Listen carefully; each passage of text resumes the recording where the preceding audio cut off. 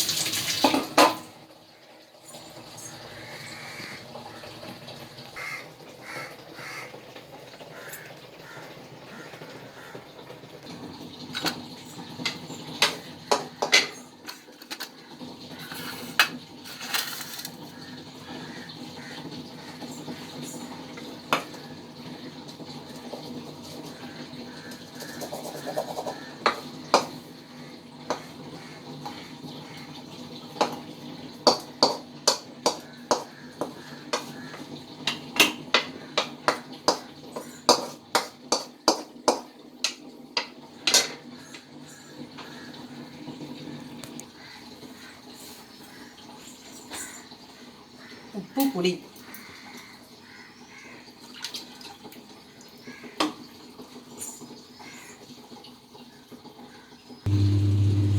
கொத்தமல்லி தூள் அரைக்க போகிறேன். மணி இப்போ வந்து 12 மணி மேலே ஆயிடுச்சு.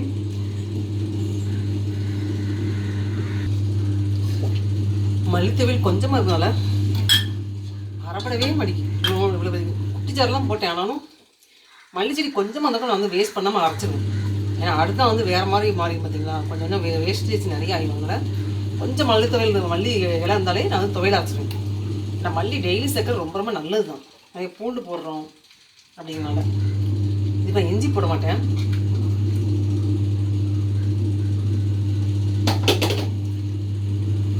பூண்டு பச்சை மிளகாய் அரைச்சாச்சு.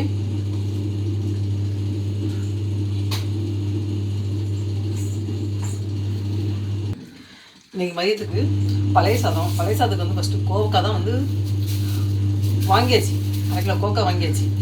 ஆனால் வந்து கோவக்காய் வைக்கல. அதுக்கு பதில் கருவாடு வச்சுட்டு மல்லித்தூள் அரைச்சேன், தேங்காய் தூள் அரைச்சிருக்கேன்.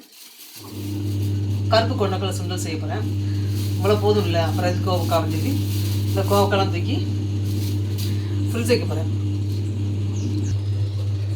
அதுக்கு முன்னாடி சக்கரவள்ளி கிழங்கு தண்ணியில் ஊற வச்சிட்டோன்னா அது பாட்டு ஊறிக்கிட்டு இருக்கும்.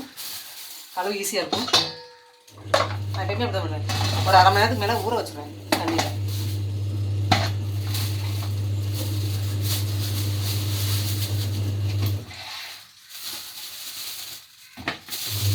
ரொம்ப சூத்தக்கிழங்கு கிடையாது. இந்த கோக்காயை தூக்கி அப்படியே ஃப்ரிட்ஜ் வச்சிட்டோன்னா நாளைக்கு ஏதாவது பருப்பு வச்சு சாப்பிட்டுக்கலாம். பருப்புக்கும் நல்லா இருக்கும். மல்லித்தூள், தேங்காய் துவையல், கருப்பு கொண்டக்கடலை சுண்டல், கருவாடு இவ்வளோ இருக்கும்போது எதுக்கு கோவக்காய்? போதும் செஞ்சுட்டு தூக்கி ஃப்ரிட்ஜ் வைக்க போகிறேன்.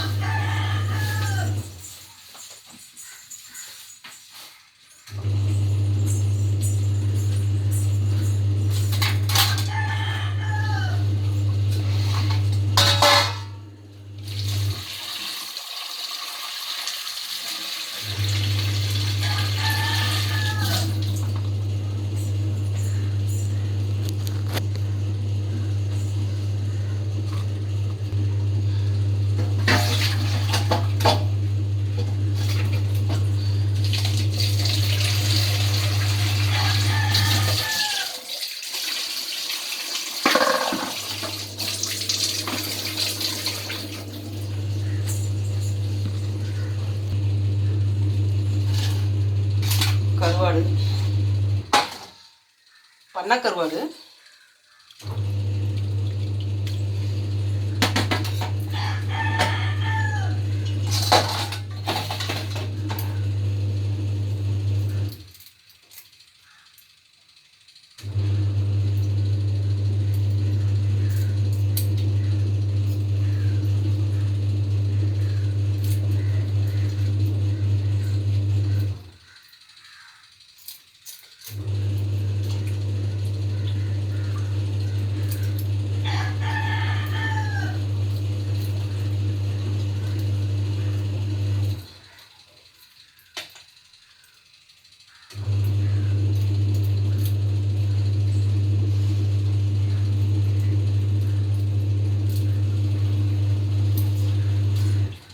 சில கருவாடு ஊறி இருக்கு தண்ணியில், சில கருவாடு ஊறல. அப்படி பாதியே கல் மாதிரி இருக்கு.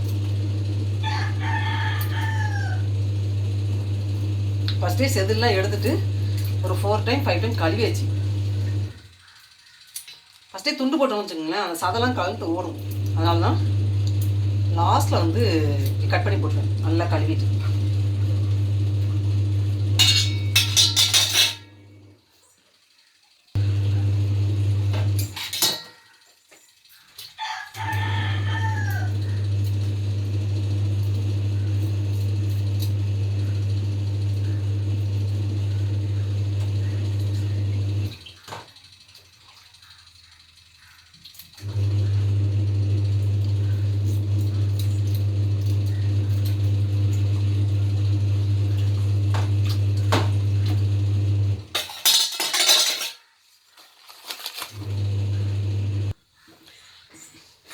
இந்த கருவாட்டில் மட்டும் எத்தனை ட்ரிப் கழுவாலும் அழுக்கு தான் ரொம்ப வருது இருக்குது.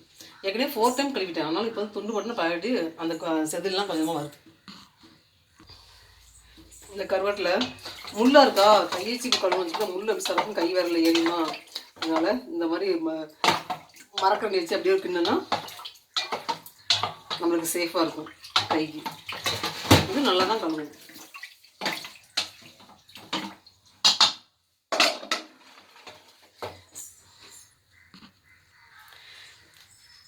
கருவாடு கல்ல தண்ணியை நான் வந்து சிங்கில் ஊற்ற மாட்டேன், வெளியே கொண்டு ஊற்றிடுவேன்.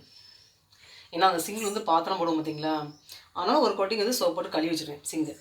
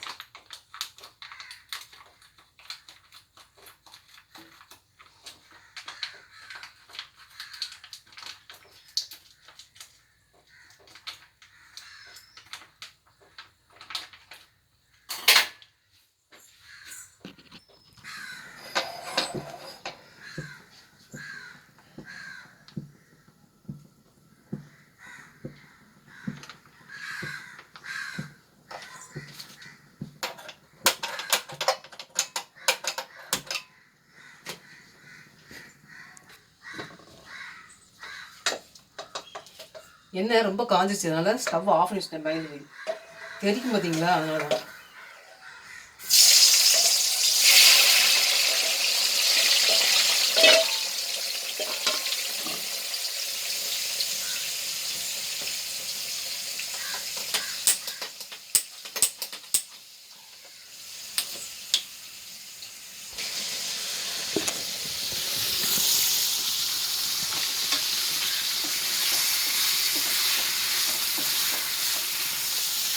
பழைய சோறுக்கு கருவாடு டேஸ்ட் நல்லாயிருக்கும்.